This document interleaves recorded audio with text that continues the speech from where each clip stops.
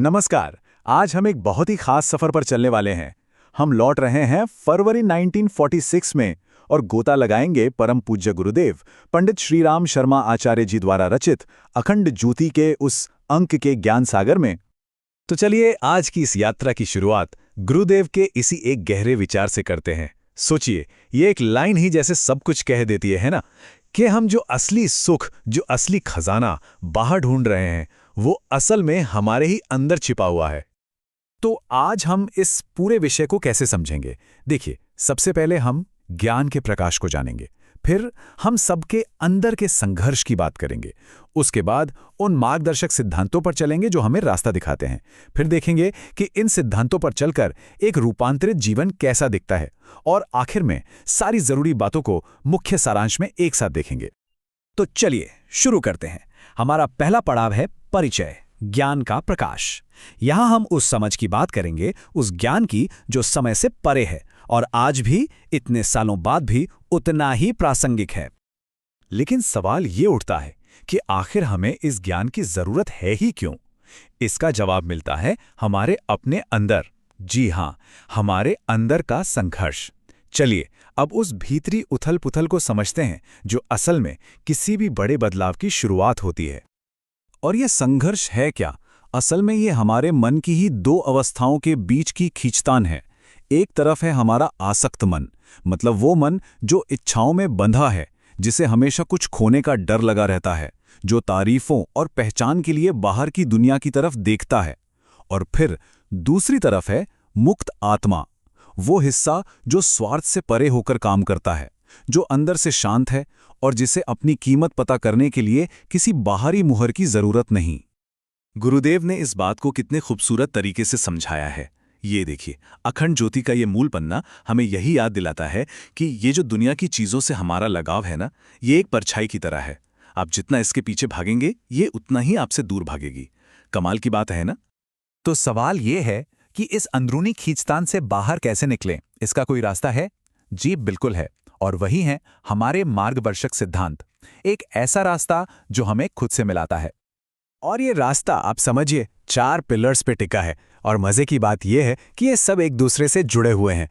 सबसे पहले आती है श्रद्धा, एक पक्का विश्वास। जब ये विश्वास होता है तो निस्वार्थ कर्म करना आसान हो जाता है। मतलब बस अपना काम करो, फल की चिंता मत करो।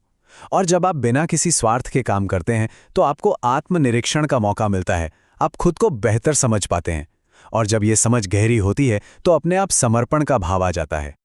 इस पूरे सफर में एक शब्द बहुत अहम है, साधना। अब ये साधना क्या चीज़ है?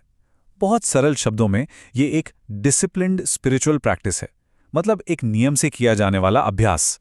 ये खुद को बदलने की एक कॉन्शियस एफर्ट है, एक रोज का अनुशासन है। और यहीं पर गुरुदेव के ये शब्द दिल को छू जाते हैं। ये हमें कर्म योग की ताकत याद दिलाते हैं।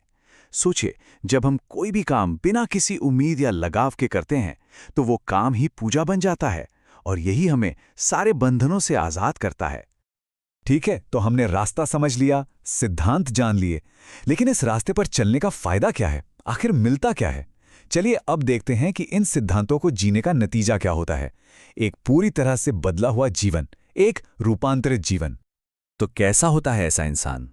देखिए, उनमें एक अडिग आंतरिक शांति होती है जिसे कोई हिला नहीं सकता। निर्भयता होती है, किसी भी चीज का डर नहीं। उनका दिल सबके लिए सार्वभौमिक करुणा से भरा होता है। उन्हें अपने जीवन के उद्देश्य की स्पष्टता होती है, कोई कंफ्यूजन नहीं। और सबसे बड़ी बात, वो एक सतत आनंद की अवस्था में रहते हैं, हमेशा। ये सब सुनने में तो बहुत अच्छा लगता है ना? लेकिन अब आता है सबसे बड़ा सवाल कि भाई इस सारी ज्ञान की बातों को अपनी रोजमर्रा की जिंदगी में, अपनी डेली लाइफ में उतारें कैसे? बस इसी सवाल का जवाब ढूंढने के लिए चलिए अब हम अपने आखिरी हिस्से पर चलते हैं, यानी मुख्य सारांश। यहां हम इस पूरी यात्रा की सबसे जरूरी बातों को एक साथ पिरोकर देखेंगे। तो सबसे पहली और जरूरी बात क्या है? यही कि हमारे सारे दुखों की जड़ चीजों से हमारा अटैचमेंट है। दूसरी बात, सच्ची आजादी कहीं बाहर नहीं बल्कि खुद को अंदर से समझने में है।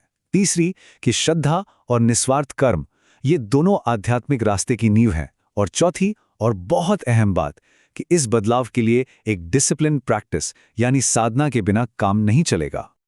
और हाँ, ये भी हमने देखा कि एक ट्रांसफॉर्म हुआ जीवन अपने साथ शांति, निडरता और करुणा लाता है। एक और बहुत जरूरी बात, लक्ष्य दुनिया को छोड़ना नहीं है, बल्कि दुनिया में रहते हुए ही डिटैच्ड होकर काम करना है, क्योंकि ज्ञान तो किताबों में रह जाएगा अगर वो हमारे कामों में न दिखे, है ना? और अंत में यही खुद को जानने का सफर, यही आत्म साक्षात्कार जीवन का सबसे बड़ा, सबसे ऊंचा मकसद है। तो इस पूरी चर्चा के बाद बस एक सवाल के साथ रुकते हैं, एक ऐसा सवाल जिस पर हम सबको सोचना चाहिए। आपके भीतर की ज्योति को क्या प्रज्वलित करता है? वो कौन सी चीज है जो अंदर एक रोशनी जलाती है? शायद इस सवाल का जवाब ढूंढना ही इस सफर का पहला कदम है।